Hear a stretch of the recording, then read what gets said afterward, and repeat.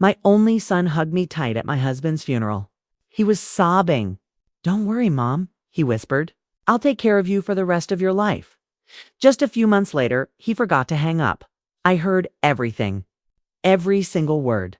"We just need the old lady to sign the last will that's over $2.5 million. Then it's all ours. The cheapest nursing home is more than enough." They were all celebrating clinking glasses. Meanwhile, I was 76, a widow with only one child left. I just sat there frozen in my dark kitchen that night. I went to the bathroom mirror. The hallway light cast a cold, harsh glow. I saw my own ICAs, the ones that used to be gentle. They were just two icy black pits in that darkness. I wasn't Mom anymore. I was a plan. I was a nightmare waiting to happen, and what I did over the next 3 months, it made my whole family regret ever underestimating. A 76-year-old widow. I was alone. No friends who knew the truth. Zero cash. And only 11 days left until I lost everything. It was one old woman against a whole young, united and greedy family. They held 90% of the cards. My odds of winning. 0. But I did it. I won. I used the one thing they thought I lacked. The kind of cruelty they taught me. If you've ever felt that gut punch of betrayal, you fear losing your dignity or your savings hit, subscribe right now. This story isn't just drama. It's the smartest playbook you'll ever see for fighting back. It's the lesson in necessary cruelty you need to reclaim your freedom. Go ahead and comment the word Helen to back my journey. We just can't let pure greed win. The whole thing started a few months ago. Right after I turned 76, actually. Nobody in the family even remembered my birthday. And what happened next? That's the moment I stopped being Mom. That's when I officially became their nightmare, after my husband passed. I thought at least I still had my son, Daniel, his wife, and the grandkids. I genuinely believed they loved me. I was even planning to sell the house, gather up all the assets, and transfer them over. I just wanted us to be closer. I didn't want to be lonely anymore. But then, just because Daniel forgot to hit end call once, I heard something no mother should ever hear. What started as a harmless chat became a massive gut punch. Every single word shredded the beautiful lie I'd believed for decades. If I hadn't overheard that call, I'd probably be rotting in some cheap facility right now. It's homeless, broke. And this story? It would never be told to them. I wasn't Mom. I wasn't Grandma. I was just an asset waiting to be liquidated. But they forgot one simple thing. When a woman in her 70s has suffered enough, when a mother's heart is shattered by the very kids she raised, she is no longer someone you can control or cheat. And this is the story of the day I took my life back. It still feels like it happened yesterday. I was sitting at the kitchen table, sipping my mint tea, when the phone rang. It was Daniel calling for our scheduled weekly chat. I was used to these routine calls. They weren't warm, but they were consistent. A thin connection to the family I knew I wouldn't see much of soon. "Hey, Daniel," I said, forcing a cheerful tone, just like I always did. "Oh, hey, Mom," he replied, his voice just as casual as ever. "How are you feeling?" We made some small talk. The neighbors, my cat, how the kids were doing in school. All surface-level stuff. The script we'd been following for years. I'd told him about the new flowers I'd planted in the front yard. Mrs. Winters down the street said my garden looked lovely. He pretended to care just enough, but I could clearly hear him clicking away on a keyboard. "Still taking piano lessons?" He asked like he was checking off an item on his to-do list. He hadn't heard me play in over a year. "My fingers aren't as stiff as they used to be," I told him. "My teacher says the rhythm is much better now." "That's awesome." "Mom, that's really great." Then silence. The silence was heavy. I filled it like always, asking about his job, Karen, Ryan, and Emma. Daniel's answers got shorter and shorter, clearly just waiting for the call to end. I put the phone down. The final click felt louder than the grandfather clock ticking. I ran my fingers over the mug. The mint tea was stone cold. I got up, dumped the whole thing in the sink. The pale brown water washed the mint leaves away, flushing away the illusion of a warm call. It's just like that. But that day after the call, one tiny detail changed everything. Instead of just wandering through the empty house, my hand subconsciously touched the screen. I opened the call app. The line recent call, Daniel, minus 14 minutes, 22 seconds, blinked. And right next to it was a little icon I'd never noticed. Call recording. I never thought about recording these boring weekly calls. But this time, a strange, weird feeling about how quickly Daniel had rushed off made my finger tremble. I tapped the icon. I listened from the start, my forced cheerfulness. His apathy. The awkward, fake silence. And then, after the click that should have ended it, there wasn't silence. It was a massive, relieved sigh from his end. Then, footsteps. And Karen's voice cut in, crystal clear. Is that done? Did the old lady ask anything else? I froze. The phone felt like a lead weight in my hand. My breath hitched in my throat. My face was numb. All I felt was the screen's cold blue light hitting my skin. My eyes were wide and aching, staring into the dark, seeing nothing, while their vicious words kept flooding my ears. A single hot tear rolled down my cheek. I didn't bother to wipe it. It was like a fishhook, pulling the last bit of innocence right out of my body. Mom, you still there? Daniel's voice suddenly cut in, yanking me back. Yeah, I'm here, I said, my voice raspy. Just figuring out what to make for dinner. Make sure you eat properly, Mom. Don't just live on tea and crackers. Of course, I lied. Honestly, cooking for just one person felt completely pointless. Same time next week then? You bet. I'll be waiting. You take care, too. The final real click sounded. I kept holding the phone for a few minutes, clinging to the phantom warmth on the line, my very last illusion. That illusion of connection wasn't washed away by the sink water. It was shattered by the very technology he used to keep in touch. This wasn't just ordinary emptiness. This was the first cold, sharp stab of doubt that crept in and totally consumed the space he'd left behind. I sighed, turning back to the tea mug now stone cold again, outside. The late afternoon sun stretched long shadows across the lawn. Another day. Almost gone. There was a time this place was full of laughter. Not this house, but our old one-Sunday dinners with Daniel, Karen, and the two little ones. George next to the grill, the kids shouting over the adult talk. Emma was just a tiny thing then, always shoving some quickly picked daisies into my hand. Ryan followed his grandpa everywhere, fascinated by every tool, every little repair job. Then the accident happened, and all the laughter gave way to silence. My family is just voices over the phone. Now more cramped arms around the dinner table. I washed the mug, then glanced at the calendar. Tomorrow was the senior center meeting at least something to look forward to. I'd wear the blue cardigan. Martha says brightens my eyes. Martha is 78, but sharp as a tack and calls me every single week. I'll be fine, or at least I've learned how to live with this emptiness. But the true wake-up call hadn't hit yet. Karen's voice from the recording still haunted me. Did the old lady ask anything else? That wasn't a normal question. It was surveillance. And I started seeing everything through a completely different lens. Time just kept moving. Spring turned to summer, then fall. I turned 76 on an October morning, and not one single person in the family remembered. Only Martha called. When Daniel called that week, I intentionally brought it up. My birthday was last week, Daniel. I'm 76 now. There was a moment of silence. Then Daniel rushed, "Oh, Mom, I'm so sorry. We'll make it up next week." His voice sounded apologetic. Okay, but it suddenly hit me.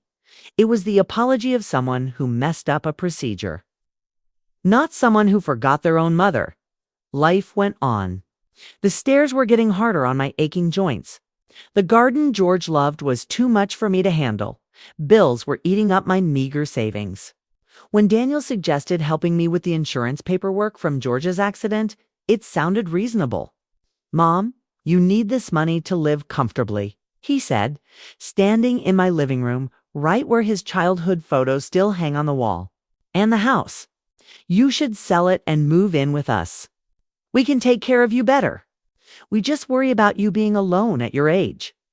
His words were all warm and proper. But now, after that relief-filled sigh on the recording, they had a totally different ring. We just worry about you. I questioned, were they worried about me or about the money? Daniel moved fast, lightning fast. He hit the insurance company, got the papers ready, ensuring everything would be processed in weeks. I signed the docs, feeling this strange mix of relief and unease. The money was coming, but selling the house felt wrong. Still, the thought of the grandkids warmed me up. So, what's the plan for the insurance payout, Mom? He asked as we reviewed the policy. You should see a financial advisor. Make that cash work. I admitted I hadn't thought about it. Just put it in savings, I said. He actually frowned. Not smart, Mom. Interest rates are trash right now. You've got to invest it. Or at least use some to fix up the place if you're staying. I wanted to feel touched by his concern desperately. But this cold thought snuck in. Why is he so obsessed with my money working? I'll think about it, I promised. My voice calm, but inside. A wall of pure suspicion was going up. Finishing the paperwork was brutal, but also a weird kind of closure. Facing those documents meant facing my life with George and deciding what truly mattered. I cried over the little things. George's wedding watch. The roses he planned to die couldn't even tend to them now. This house, once full of noise, now just held me. The dining room was vast and dusty. George's armchair waited, like he'd walk in any second. My footsteps echoed in the halls, shouting my loneliness. I clung to old habits cooking, playing piano, but the silence was deafening. Daniel looked relieved when the process was done. You're all set, Mom, he said, scanning the house. Call if you need anything. I believed him. I really did. But as he walked out, I saw it. Daniel and Karen exchanged a quick, involuntary wink. A flash of a satisfied smile on his face. It wasn't the relief of a son. It was the satisfaction of a shark closing a deal. I touched the pen I used to sign. It felt cold as a stiletto. Then Daniel called on a Wednesday, not a Sunday. Total red flag. Mom, I was just wondering, he started, zero preamble. Have you updated your will since Dad passed? I was blindsided. No, I haven't. Why do you ask? Just being careful, he said, too slick. Make sure everything's clear. I know an estate lawyer who specializes in elder affairs. He can simplify everything. Guarantee your wishes are carried out. Elder affairs, I repeated, the word stinging. I'm not elderly, Daniel. I'm experienced. He laughed, but it was forced. Of course, Mom, but preparation is key. I can set up a meeting. I shut him down, saying I'd think about it. I didn't argue. Instead, the second Daniel hung up, I flew across the screen. I called Martha. Martha, I need to see your lawyer. Janet, I whispered the second she answered. Daniel just asked about my will. Martha sighed heavily. I told you. It's time, Helen. We scheduled Janet for the next morning. It was all clicking into place. The first recording, the insurance rush, and now the will. It was a pattern, and it was too clear to ignore. A week later, Karen called. Super rare. Just checking on my favorite mother-in-law, she chirped. Daniel said you haven't been feeling great. Did he now? I was perfectly fine. We hadn't talked health. Oh, he must have misunderstood. How are you really? Taking your meds, eating properly. I answered her fishing questions reluctantly. My vigilant spike tie felt like prey cornered in the trap. The call ended in a puddle of fake sweetness. I went to put the phone down, but a weird hunch made me keep it pressed to my ear for a few extra seconds. Then, the final fatal click sounded not from my end. I love you too, I said, keeping my voice totally level. But that gut feeling screamed, do not hang up. My hand slightly shook. My thumb automatically hit the record icon, a feature I'd never used. I held the phone tight to my ear, holding my breath. I heard it. Not the hang up, but Daniel putting the phone down. Then Karen's voice, clear as a bell. Did she bite the bait? Daniel's cold laugh came next. Hook, line, and sinker. The old lady is too stupid to see what's happening. I went numb, and I heard the whole scam. Sell the house. Dump me in the cheapest nursing home they could find. Split George's insurance and my retirement funds. Ryan laughed. Grandma's always been weak and easily manipulated. Then a small shaky voice, Emma, don't do that. That's Grandma. But Daniel's roar drowned her out. Shut up. If you love her so much, go get a job and support her. When the conversation finally ended and the real click sounded, I was still sitting there, phone trembling in my hand. 15 minutes of pure horror. But I knew I only needed 3 minutes of edited tape. Just enough to expose everything my family, the son I raised, the grandson I adored, had played me for a fool. That was the moment I decided. I was done being the victim. The distance from victim to planner was 3 months. The next morning, I sat across from Janet Kowalski, Martha's lawyer. I played the recording. Her face grew deadly serious. We need to move fast, Mrs. Morris, Janet said. Within a week, all my accounts were moved to a new independent bank. Every joint access, every one of Daniel's courtesy credit cards was shredded. Janet set up a bulletproof trust to shield my assets and a new will leaving everything to Emma, with Martha as the executor. Every signature, every document was a brick building my fortress. For 3 months, I lived a double life. On the outside, I was still the sweet, clueless Helen. I gave Daniel vague nods when he mentioned selling the house. I wrote small checks for Ryan, pretending to believe his latest crisis. I thanked Karen for her deep concern, but quietly. I found and put a deposit on a condo in Oakwood Village's safe. Gated community where I could simply vanish.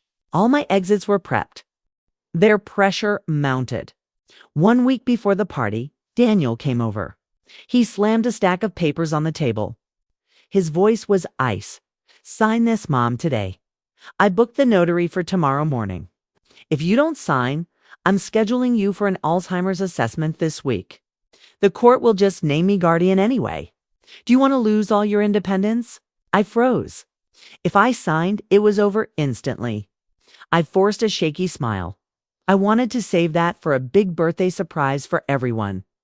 Daniel looked at me like a cornered, exhausted animal. You have 24 hours to think. The door slammed shut. I slumped onto the kitchen chair, clutching a glass of ice water. The initial panic was a cold stone in my chest. Then, out of the numbness, something else started to burn. Not despair, but pure, icy rage. I gripped the glass so hard my knuckles went white. In the silence, I heard something shatter inside me. Not my heart, but the final tether. 24 hours. Enough time for the prey to become the hunter. 4 days before the fateful birthday party, Daniel suddenly showed up with his lawyer friend, unannounced. On the table was a permanent power of attorney due to the declining mental capacity form. 1 signature, legal and final, and I lost everything. Just sign this, Mom, and I'll take care of everything, Daniel said, placing the pen in my hand. His eyes never blinked. The lawyer stood ready. My hand was genuinely shaking. I faked dropping the pen, bent down to pick it up, and accidentally spilled the water glass all over the document. Daniel went pale, rushing for a backup in his briefcase. Just then, the doorbell rang. Martha, coincidentally stopping by with a cake, as planned. She walked in, spotted the damp paper, laughed loud. "Oh, such important documents. Let me help," then deliberately swiped her tea mug right over the rest of the stack. Daniel practically roared, but couldn't in front of Mom's friend. They left empty-handed. That was the first time I saw Daniel truly shake, the first time he realized the old lady was no longer prey. I had become the nightmare they dreamed of, but in a way they could never have imagined. I was just waiting for the perfect moment, for the trap to spring. Karen started noticing my meds, suggesting I needed someone to remind me to take them, or even a daily check-in. "I manage perfectly fine," I asserted. "There's no shame in accepting help at your age," she replied, condescendingly. Ryan's visits followed a familiar script. He'd compliment my cookies, then launch into his latest crisis. I hate to ask, Grandma, but I'm short on rent this month.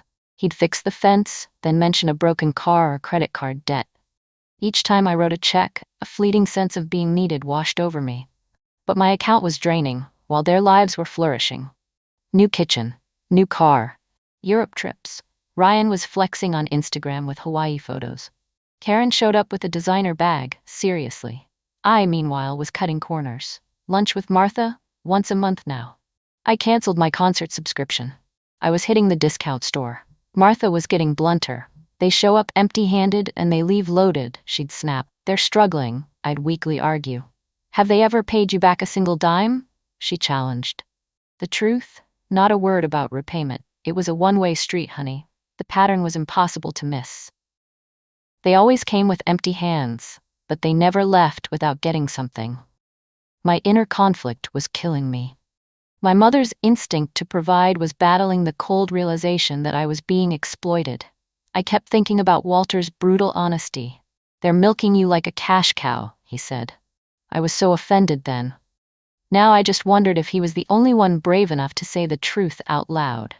One afternoon I found a photo of little Daniel. He was so proud, holding the fish he caught with George. His smile was real, his eyes full of pure love.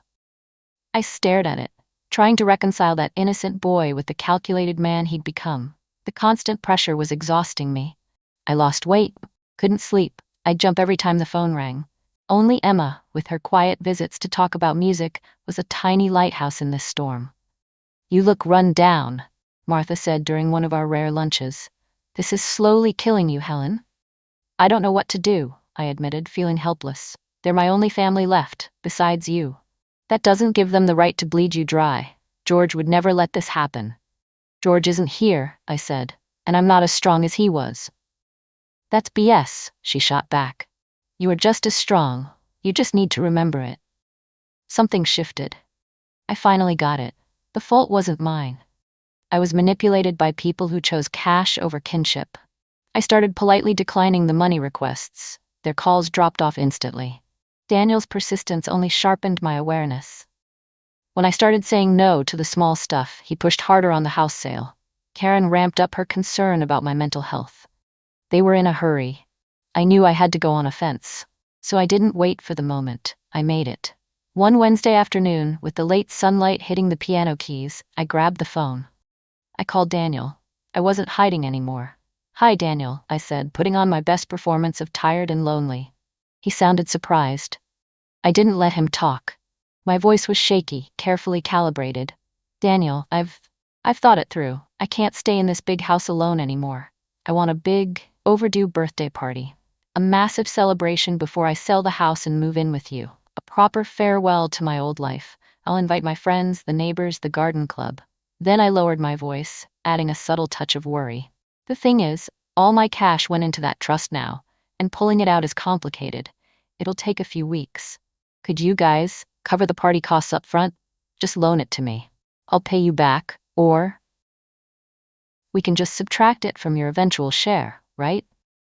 There was a pause. Then I heard that massive, relieved sigh, not just about the money, but because he thought he was finally done with me. Of course, Mom, Daniel gushed, his voice thick with barely contained triumph. We'll handle all the expenses. You deserve an amazing party. Don't you worry about a thing. I smiled, but my eyes were knives. Thank you, son. I trust you. In my pocket, my fingers touched the small USB, the 3-minute edited core of the recording, already copied and sent to Janet and Martha. The fish took the bait. The final trap was sprung. When I put the phone down, no pain hit me, just this weird, cold stillness. I was nothing to them but a checkbook, a resource to bleed dry and toss out. That hard truth was my weapon now. I sat there and my hand wasn't shaking. I sipped the cold tea. Their mocking laughter on that tape was my fuel. Standing by the window, looking at George's garden under the moonlight, the grief was gone. Only a sharp, cold calm remained. The grandfather clock ticked, not a reminder of loss, but a countdown. George would have protected what was ours at any cost. And I was going to, too, with the weapon they dismissed most, a mother's grit.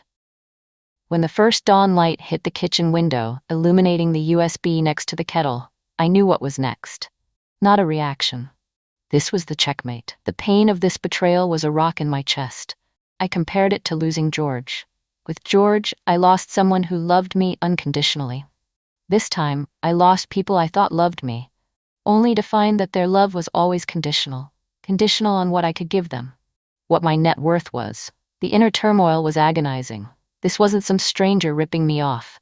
This was Daniel, my son, Ryan, my grandson, Karen, my daughter-in-law, the people I loved, raised, and sacrificed for. How could I ever reconcile the Daniel who brought me soup after the funeral, telling stories about George, with the Daniel who mocked me as naive and weak behind my back?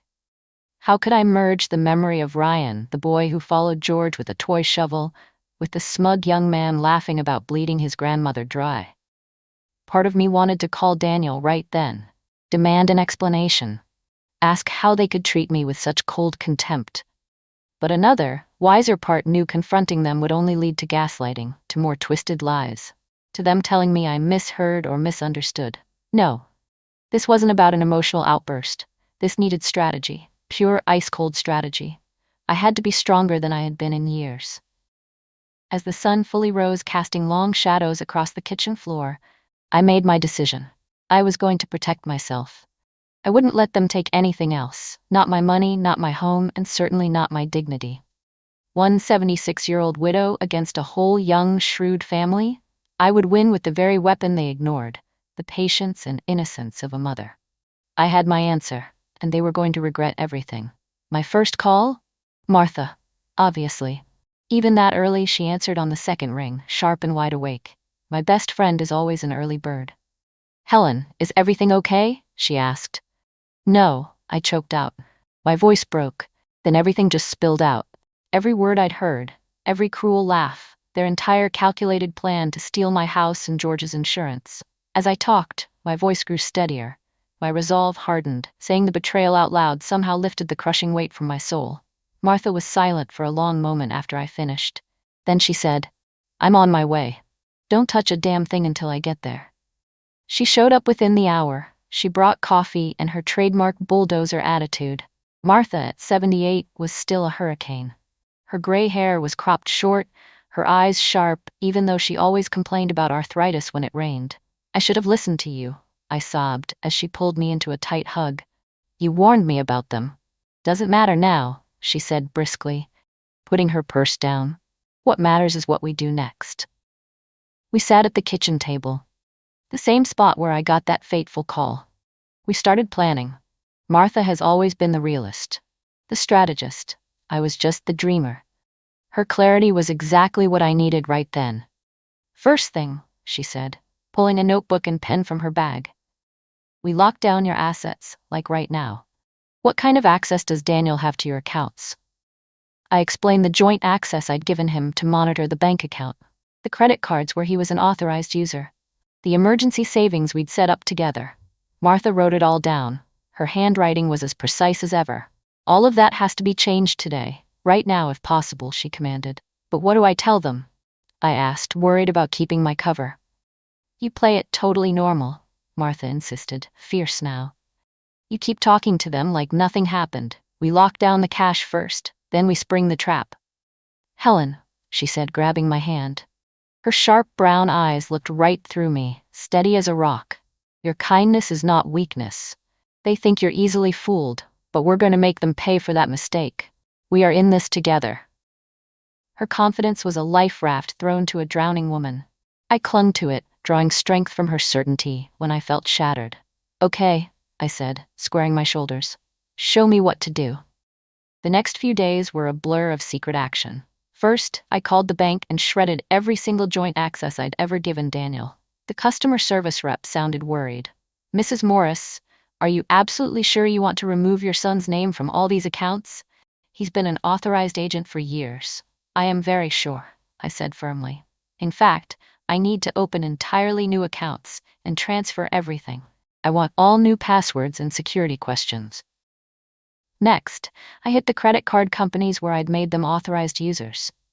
I canceled their privileges. One clerk asked if there were any fraudulent transactions I needed to report. No, I said after a pause. Not fraud exactly. Just not according to my wishes anymore. Meanwhile, on the other front, I kept up my performance for Daniel. I took his calls, my voice soft and clueless. I nodded when he brought up selling the house, pushing me to move in. I'm giving it serious thought, I'd say, letting him believe he was winning. Inside, I was quietly preparing my next move. I scheduled an appointment with my own lawyer, not Daniel's elder affairs friend, but Janet Kowalski, a sharp woman in her 50s who handled Martha's estate. Elder financial abuse is sadly incredibly common, Janet said during the consultation. She was sympathetic but all business. Even more common when the perpetrators are family. They have access, they have your trust, and they often feel entitled to an elder's assets. What can I do to protect myself, I asked. Plenty, she said, pulling out a stack of legal pads. We're going to set up a revocable trust for your assets, with clear provisions for your care. We'll update your will, removing Daniel as executor and naming someone you trust implicitly. Martha, perhaps. We'll establish new financial powers of attorney and medical directives, naming someone other than your son. And we'll document this conversation and the reason for these changes, just in case someone challenges your mental competency. The jab was clear. Daniel might try to claim I was losing it. But I was ready. I was planning my own game, a massive birthday party they'd pay for before I dropped the hammer. The idea that my own son would question my mind instead of his own guilt, it was heartbreaking. It showed exactly how fractured our relationship had become. When Ryan's birthday came, I was there, wearing a perfect smile. I played the clueless mom and grandma they expected. I'd casually suggested we do something special, and Daniel jumped on a fancy steakhouse downtown. Ryan deserves a huge celebration, I chirped. Daniel's eyes glowed, thinking I was footing the bill. I kept up the innocent act, gardening, piano lessons. But in my head, I was counting down. Meanwhile, instead of touring cheap nursing homes, Martha and I hit high-end senior communities. Oakwood Village had a music room. The guide led us through a bright space filled with pianos and sheet music. We have a few professional artists living here, she said. They host classes for all levels. My fingers touched the cover of a grand piano. A strange, warm feeling spread through my chest, the first genuine positive emotion since the shock of the recording. Do they perform? I asked. Showcases twice a year, she confirmed. And we partner with the community college for special workshops. A lot of residents find they have more time to follow their passion here.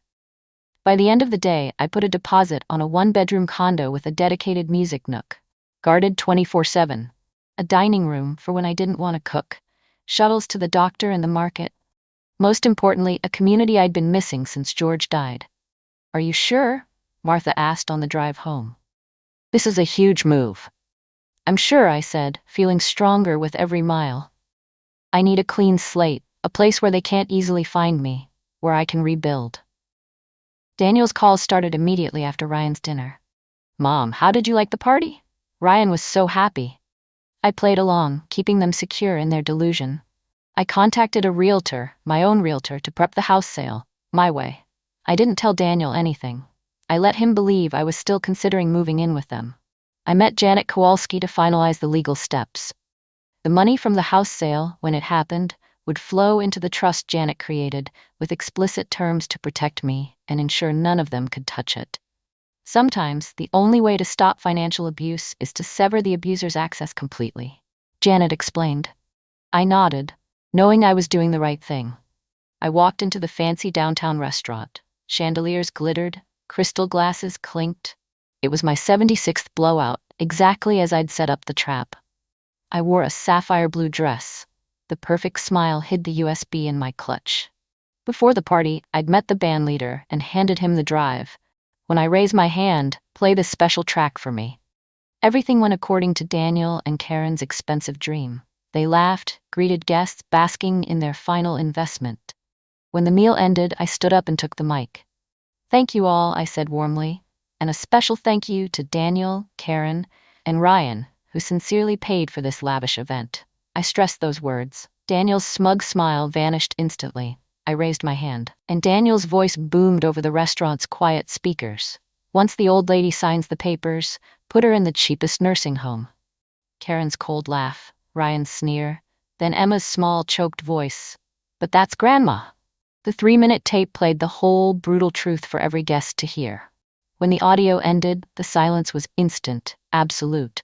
Daniel stood up, face sheet white. The red wine glass in his hand trembled, then slipped.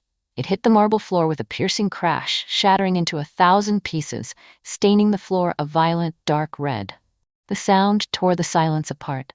In a panic, Daniel blurted, "Mom, it was just a joke. We were only worried about you. The bill for this party." I smiled, a cold, flat smile that didn't reach my eyes. "You're paying for that, Daniel. I canceled all joint credit cards last month, and every shared account." The room gasped. Karen's face went paper white. "The house sold last week. The money is in my trust. All legal papers are finalized. And this luxurious party," I paused, looking around the opulent room they had chosen, "is the very last gift I will ever give you. Paid for with your own money." I put the mic down. I looked straight at Daniel. My voice was low, clear, and finally devoid of all emotion for them. "The fact is, as of this minute, you are no longer my family. I am no longer your mother or grandmother. I am Helen Morris." I nodded toward Emma, crying at the end of the table, a look of thanks and comfort. "Don't look for me. Don't call. The house has a new owner. And I have a new home, a new life, one where you don't have the key, and you never will." I walked out, leaving the chaos, the stunned whispers, and a monumental bill in Daniel's trembling hands. No one stopped me. The betrayal was too obvious. My dignity was too complete. The next morning, while they were probably still reeling and doing the math, I was already at Oakwood. My small condo faced east. The first sunlight at Oakwood was different. It wasn't just light to see by. It felt warm, piercing the thin fabric of my robe. I sat down at the piano. The ivory keys seemed to smile in the sun. My fingers, hesitant at first, began to glide. The sound was clear and warm. It mixed with the scent of peppermint tea on the table. I closed my eyes and smiled. A smile I didn't have to perform for anyone, simply because I belonged to myself again. I didn't bring much, just one suitcase, a small music box, and George's grandfather clock. My new life had officially started. 3 months later, settled into Oakwood, Emma graduated college. That day, Janet the lawyer called. "Emma just refused her immediate inheritance," she said. "She demanded 70% be put into a scholarship fund, the George and Helen Morris Fund, for elders abandoned by their families. And the other 30%, she said, hold it for Grandma, send it back to her whenever she needs it, and her parents will never see a dime." Janet paused. I couldn't speak. Tears poured down my cheeks. They were warm, not the cold, defeated tears of before. But my lips slowly stretched into a smile, a radiant, relieved smile, filled with a happiness I thought I'd lost forever. I pictured Emma's face beside the plaque bearing our names. George and Helen. That wasn't an inheritance. That was the legacy of love. The one thing they could never steal. I cried and laughed at the same time. From now on, I lived for myself. With piano melodies and the early morning sun in my new Oakwood apartment. Cutting off Daniel, Karen, and Ryan felt harsh, but after hearing the cold truth in that fateful call, I knew it was the only way to protect myself, financially and emotionally. The day I moved in was bittersweet.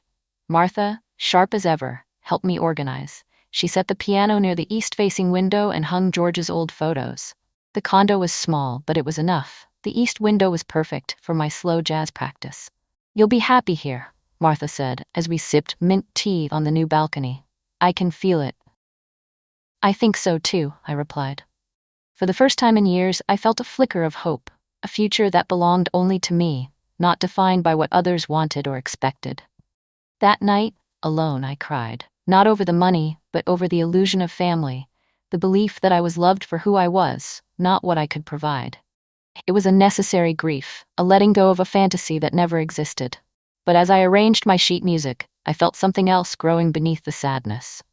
A quiet determination, a feeling of taking my life back. I was 76 and I wasn't finished, not by a long shot. 6 months passed. I rebuilt. I healed. I discovered who I was when I wasn't defined by them. Not George's wife, not Daniel's mother. Just Helen Morris, the pianist, the gardener, the survivor. The journey wasn't easy. I had sleepless nights thinking of little Daniel, of Ryan's baby smile. But then I remembered the mocking laughter, the words "stupid old woman" and "cheap nursing home," and I knew my decision was right. They visited the old house, only to be met by strangers who didn't know where I went. Mrs. Morris sold us the house last month, they said. I smiled, imagining Daniel's confused face. Emma was my bright spot. She visited one Saturday afternoon, bringing a bouquet of wildflowers. I just wanted you to know I love you, Grandma. Not for anything else. I hugged her tight. You are my real family, I whispered. We sat at the piano. Our laughter filled the room. One morning, while I was playing the piano, the doorbell rang. I opened the door and Walter Brooks stood there, baseball cap in hand, with the same warm smile as always. Heard you moved here, he said, his voice deep and resonant. I thought, maybe you'd like a dance partner for the jazz concert tonight at the community center. My heart pounded, as if I were 20 again. I would love that, Walter, I replied, and for the first time in years, my heart felt light. At 76, I was coming back to life, one note, one step, one new day at a time. And in the early morning sunlight, I knew I had found my true home. There were nights I lay awake, wondering if the decision to cut off Daniel, Karen, and Ryan was too extreme, if there was some innocent explanation for what I'd heard on that fateful call. But those moments of doubt gradually faded as I immersed myself in the new life at Oakwood Village. I built new routines, made new friends, and found new purposes. I had reconnected with Walter Brooks, who, it turned out, taught a jazz dance class at the community center 3 times a week. Our first reunion was awkward. I apologized for cutting off contact so abruptly after George's death, and Walter was polite but reserved. Gradually, we rebuilt our relationship, now stronger for having survived a long separation. We enjoyed every moment together, without pressure or expectation. Walter made me laugh, challenged my thinking, and appreciated the piano music I played in a way few others ever had. Recently, we started traveling together, a trip to see the autumn leaves in Vermont, a weekend by the beach in Cape Cod. And Walter, with youthful enthusiasm, posted photos of us on Instagram. Me laughing next to a fiery red maple, or us dancing jazz under the sunset. You're living your best life? Emma commented under one picture, making me burst out laughing. You play like someone who has experienced both joy and pain, Walter said once, listening to me finish a vibrant jazz piece in the music room. There's an honesty in every note. I smiled, feeling a warmth in my heart. I also made new friends. Margaret, a retired literature professor, led the book club at Oakwood, always arguing passionately about novels. Carlos, a widower, tended the community garden and generously shared tomatoes with anyone who stopped by. Elaine, a former ballet dancer, now taught gentle yoga to the residents. They knew nothing about my past, about the betrayal that had brought me here. To them, I was just Helen, the new resident with a talent for piano and a love for mint tea. The financial safeguards I had put in place proved necessary. Daniel finally found me. Of course he did. He was my son. He knew my habits, my preferences. One afternoon he appeared at the Oakwood Community Center, his charming smile dialed up to maximum, holding a bouquet of white daisies, my favorite flower. He still remembered that, at least. Mom, Daniel said when I met him in the center's lobby instead of inviting him to my apartment. We've been so worried. Why did you just disappear like that? Why aren't you answering the phone? I looked at my son, the only child I raised, the boy I taught to ride a bike and tie his shoes, the man I supported through college and his first apartment. A mixed feeling of love and weariness surged within me. You know the reason, Daniel, I replied, my voice calm. I don't, he insisted, his face a perfect mask of confusion and concern. Karen is nearly frantic. Ryan keeps asking when he can see Grandma. I looked him straight in the eye. You forgot to hang up, Daniel, I said simply. After you asked for the money for Ryan's birthday party. I heard everything. You, Karen, Ryan. Everything you said. Daniel opened his mouth, but no words came out. The mask cracked, revealing a fleeting look of panic. Mom, that was just a misunderstanding, he began, but I raised my hand, cutting him off. Stop, Daniel. I gave you a chance, but you chose greed over family. I sold the house. The people there don't know where I am. Don't look for me anymore. I turned and walked away, leaving him standing there with the white daisies, feeling lighter than I thought possible. When I told Emma about this during her next visit, she took my hand. You did the right thing, she said, her eyes shining with sincerity. I'm proud of you. We played a piano duet, the music echoing through the apartment, driving away the darkness of the past. Martha, upon hearing the story, just scoffed. That boy thought a few flowers would buy back your trust? She said, sipping her tea. You are stronger than that, Helen. And I knew she was right. Every morning, I sit at the piano, the early sunlight streaming through the east-facing window, playing the melodies that tell my story, the pain, the joy, and the rebirth. Walter sometimes stops by, bringing a new album or an invitation to dance. Yesterday, he sent me a picture of us in Vermont, with the caption, "Where to next, Helen?" At 76, I am living, not just existing, and in every note, I find myself ready for the new chapters of my life. I sat on the balcony of my Oakwood apartment, sipping mint tea, reading a text from Emma. "Grandma, I'm sending you a gift. Hope you like it."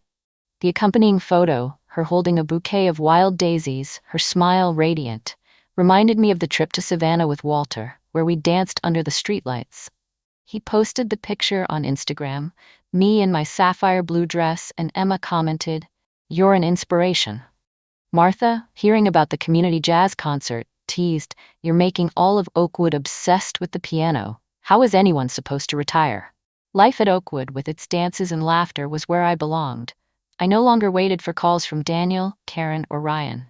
After exposing their scheme via the fateful recording, I refused contact, feeling immense relief. Karen called, her voice laced with false concern. "Mom, are you okay?" Ryan texted, "Grandma, we need to talk." Their words were hollow, mere attempts to reel me back in. But then Emma's gift arrived, a small notebook with a handwritten note. "You are the strongest person I know. I'll be there soon." She added in a text, "I want to go to New Orleans with you and Walter." I smiled, imagining Emma doing the swing dance with us. I had learned that family is not blood, but unconditional love and respect, free from obligation or material value. Walter and I had dinner every Saturday, alternating between cooking or trying new spots. Martha visited, bringing sweet cakes and sharp jokes. I taught a group of children at a nearby elementary school, guiding their first piano notes, their eyes shining with innocent joy. The Oakwood community cheered me on for the jazz concert, from the band to the neighbors who applauded my practice sessions. This was the family I chose, built on affection, not obligation or calculation. I had updated my will, leaving my legacy to Emma because she loved me without self-interest, just as George had cherished love. Daniel, Karen, and Ryan chose calculation, and I would not let them define me. That door was closed, not out of hatred, but for peace. My heart was now open to new things. For Emma and the days she would bring genuine love. For Walter and the surprise dances. For Martha and the laughter-filled afternoon teas. It wasn't the life I had dreamed of when sitting with George, talking about old age, watching Daniel play with his son on the lawn. But it was the life I chose, and I cherished every moment of it. At 76, I lived for myself, with dignity and clear purpose. I practiced for the small concert at the Oakwood Community Center, where I would play a piano duet, with Walter sitting in the front row with an encouraging smile. We dreamed of New Orleans. He promised to teach me the swing, and Emma had insisted on joining. Martha teased, "You're dragging Emma along. Careful you don't become the tour group of the happy." But whatever the future held, I knew I had found home. Not an address, but the feeling of belonging within myself. Late one night, the phone rang. It was Daniel. "Mom, I'm sorry. I know I was wrong. I'm having a hard time. Can you please come home? Let's talk?" I looked at his name on the screen. For the first time in years, a smile came without effort or calculation. It came from peace. I pressed the answer button, but not to say yes. My voice was calm, clear, stating an accepted truth. "It's clear now, Daniel. You are not calling your mother. You are calling your asset. And that asset," the image of the shattered wine glass, their pale faces at the fateful party flashed in my mind, "has freed itself and found a new owner. Itself, goodbye." I hung up. There was no feeling of triumph, just a light freedom, like a bridge had been built, and I had safely crossed to the other side. Every morning, the sunlight streams through the east-facing window. I sit at the piano, playing melodies that tell my story, of pain, of loss, but above all, of rebirth. A year after I left, I received an unmarked parcel. Inside was George's old grandfather clock, the one Daniel had sold at auction. No note. I placed it on the shelf next to George's picture. "George, darling, you see? It finally came home." On the music stand, I still kept a picture of Daniel as a boy. This morning, as the cheerful jazz music filled the air, my hand paused. I looked at the picture one last time, the smiling boy in George's arms, then gently turned the picture face down. Beside it, George's clock ticked steadily, the rhythm of the present and the future. The act wasn't about forgetting, but about saying that the beautiful memory would be preserved, but would no longer dominate the notes I was playing. I no longer play Moonlight Sonata, the lullaby I used to sing Daniel to sleep with. Now I play the vibrant jazz Walter taught me, the music echoing like a declaration of rebirth. It reminds me, I chose myself, and sometimes to save yourself, you must be brave enough to let go of what was once your whole world. In that creation, I found true freedom, the freedom to be myself, without regret, without needing anyone's permission. At 76, I had started over, and every day I wake up, the sunlight on the keys, the scent of mint tea in the window, is a new song, genuine, clear, and ringing from my own heart. As the sun sets over the Oakwood Gardens, I know I chose correctly. I am 76 years old. Every morning, the light through the east window shines upon the piano keys and new sheet music. This is the life I chose, free, peaceful, and full of dignity. George, if you were alive, you would be so proud of your wife. She refused to let anyone turn her into an asset again. The vulnerable became the hunter. If you yearn to see justice served, even when it comes from the trembling hand of an old woman, subscribe to this channel. You will find the strength to rewrite your own story. So is Helen's retribution truly justice? Comment justice or revenge to let us know.